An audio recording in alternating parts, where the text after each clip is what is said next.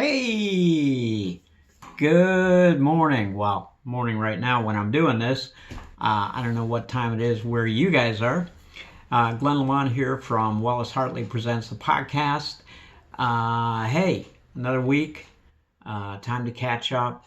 Time to say, hey, hoping you're all at home, safe, doing what you need to do, looking after one another. So where we're at, boy, I got to tell you, COVID here in British Columbia, big changes. So they couldn't deny anymore that it's like out of hand, crazy out of hand. So our premier finally said, oh, we're going to put these restrictions in place. We're going to have this travel ban. We're going to have like police roadblocks and shit. And you can't, essential travel only, to and from work, mostly essential workers. And no vacation. So cancel all your campgrounds, everybody. Cancel your hotel reservations. Nobody's going anywhere until after the May long weekend, which here in British Columbia is Victoria Day weekend. Huge tourist dollars. Absolutely massive. So, and then people freaked out again, as they will do. They were like, well, what are you, Nazis, communists, what the hell? So they backed off because they're pussies. And went, okay, well, it's not going to be like police roadblocks. We're going to have like road checks at the highways and at the ferry terminals. We're not going to be stopping people in their cars at random. However, Ontario, they are. And then Doug Ford, Crazy Doug, had to backpedal on that one as well. Because he just went like Trump on everybody in Ontario, and everybody freaked out there too.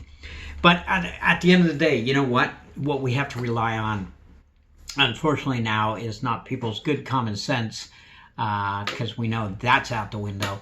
What we need to rely on is now, unfortunately, just vaccines. And Dr. Theresa Tam, our chief public health officer here in Canada, she says, the modeling is showing that if everybody gets out there and gets the jab as soon as, because the AstraZeneca is available to like everyone now, then we could be starting to see things get a little bit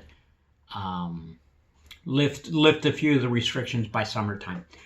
My prediction, not going to happen, because people are idiots, and we have, the anti-mask crowd and all that shit. So that's my prediction, folks. I'm going to say it right here, is like spring of next year, spring of 2022, we're going to see some sense of normalcy. Because the latest thing, of course, is India. And everybody want to know, like, India is off the charts with COVID.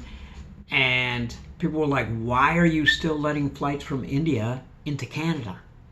Flights are coming in like daily, and there's infections and these new virulent strains, and holy cow. And of course then Asian sentiment comes up right across the country, just like it did, with when the virus first really made the news, and people were calling it, the China virus, and idiots like Trump, Kung flu and all that shit, right? Well, it's the same thing now, and they're accusing also our Prime Minister Trudeau.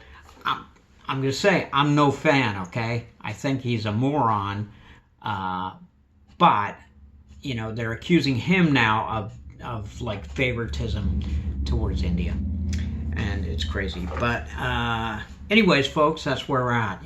Get out there if you can. If you haven't done it, get vaccinated. Just call your pharmacy. They will have something in stock. So basically, I'm just going to shut that off. The big news is the Chauvin Verdict. And you know what? As much as I would like to be excited about that, I knew that they were going to convict him because there was no way in the world that they could just, kind of say, they couldn't let that one slide like they normally would, right? Because there was just, too much has happened. Too many people have died. And in public view, this one especially, because that wonderful person decided to use their phone and video the whole thing. So there was no way in the world that they could deny. But regardless, I don't know, people are posting all kinds of stuff on social media, how excited they are. I hope this bastard, goes to prison for life. I hope, all kinds of bad shit happens to him. But here's the thing, right? The backlash has already started against black people and people of color in general in America and here in Canada as well, right? They're not going to let this shit slide, right? One of their own, right? One of their own has gone down and now he's going to jail. And don't think that he won't get special treatment in there. You just look at, for example, before the verdict came down, Representative Maxine Waters, when asked, like, what's going to happen if it goes the other way? What's going to happen if, they acquit him? And she says, we got to keep doing what we're doing. We got to take to the streets. We got to really, double down. The judge, Peter Cahill, in the Chauvin case, reprimanded her publicly. And here's the thing. He basically said to the defense that, you know what, I'm not going to tell the jury to disregard this, but, it looks to me like they've handed you a great case for appeal, which was just code, right? White people code for, don't worry about it, boys, we got your back. How many shootings have happened since the verdict? Well, I'll tell you, there was just the other day, Ma'Khia Bryant, 16-year-old girl, was shot to death by the police. Just prior to that, or just after that, Andrew Brown Jr. in North Carolina was shot in his car. They were executing a search warrant, or not even. No, it wasn't even a search warrant. I think it was a warrant to appear in court. He had some drug charges. Everybody who knew him says this was not a violent guy. This is not some hardcore gangbanger in our hood. This was a guy that everybody knew. He was a neighbor. No need for it. So already, right, they couldn't even wait, man. It's like nothing has changed. The killings continue. And I was just reading, where is it now? Herb Dyer Jr., who's a guy who writes on Instagram and, or not on Instagram, on Medium. He writes everywhere, but where I follow him is on Medium. And he's got a great piece out right now called Black People Get Ready for Backlash from Derek Chauvin Conviction. And it's a great article, and it goes on. There's a good quote here from Herb who said, "White people will not sit still for the sacrifice and martyrdom of Derek Chauvin." And that is spot on, baby. They're not gonna. So, as much as I would like to be excited, and much as I'd like to say this is going to be, the change that we want to see, it's not. So we are right now in a part of history that is, people will be reading about this in school. This will be in the books. Big change is coming. And my prediction is what we're in here for is the long haul for sure. But what it's going to result in is either social democracy, right? Or some form of dictatorship, some form of fascism. And I don't think it's going to be in between. It's going to go one way or the other. America, wow, you guys have your shit cut out for you. So for those of you out there right now who are wondering what to do, and kind of, I don't know, where should I be, whose side I'm on, just think about this.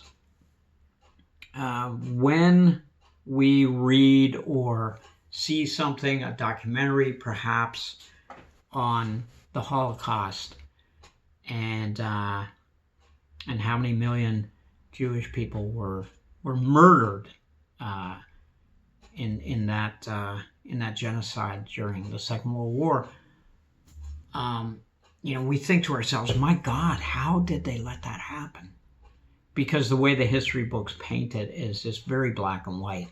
Nazis, bad people. Americans and the other good guys came in and saved everyone, and that was the end of that. But the question that always comes up is how did they let that happen? How did the average German person let that happen? The same way that the average North American lets innocent black people and black children be murdered by the police on a daily basis. That's how. So what you have to ask yourself, what you really have to sit down and think about, folks, whether it be the anti-Asian violence that's happening right now here in Canada and America because of COVID, but essentially that was an excuse just because of racism. Whether it be the shootings in America, whatever. But when the dust settles and we have whatever we're going to have, whether it be social democracy or fascism, the question you need to ask yourself is, what side of history do you want to be on? How do you want to be remembered? And what are you going to tell your grandkids? And, seriously, where do you want to be, folks? So that's all I got to say for this week. Hopefully we will be up and running pretty quick with Wallace Hartley, the podcast. Me and Harge back doing some stuff on YouTube, doing some stuff on Instagram, and of course on Podbean and Spotify. So yeah, there you have it, folks. Have yourselves a great weekend. If you haven't been vaccinated, get out there, get one. Phone your pharmacist. Get on the phone, man. Just get down there. Just walk in and you know what? If they have clinics booked, here's a little hint for you, by the way. If they have a clinic booked and it's all full, if you show up towards the end of the day and say, hey, do you have any doses left? People have been very successful at doing that, okay? Thanks again for listening. Wallace Hartley, the podcast. My name's Glenn Lamont. Have yourself a great weekend. Stay safe, everybody.